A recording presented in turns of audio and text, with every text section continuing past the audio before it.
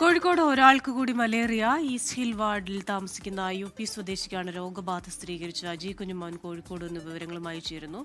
അജി, വിശദാംശങ്ങൾ. ഇന്നാണ് ഒരാൾക്ക് കൂടി കോഴിക്കോട് മലേറിയ സ്ഥിരീകരിക്കുന്നത്. ഈസ്റ്റ് ഹിൽ വാർഡിൽ താമസിക്കുന്ന UP സ്വദേശിയായ അതിഥി തൊഴിലാളിക്കാണ് ഈ രോഗബാധ സ്ഥിരീകരിച്ചിരിക്കുന്നത്. ഇയാൾ നാട്ടിലേക്ക് മടങ്ങി എന്നാണ് പ്രാഥമികമായി നമുക്ക് ലഭിക്കുന്ന വിവരം.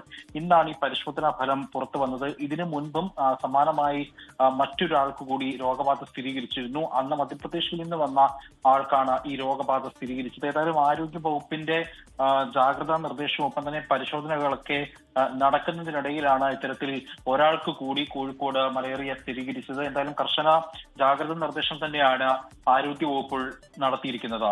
ക്രിസ്റ്റീന. ശരി, അജി കുഞ്ഞുമോനാണ് കോഴിക്കോട് നിന്ന് വിശദാംശങ്ങളുമായി ചേർന്നത്.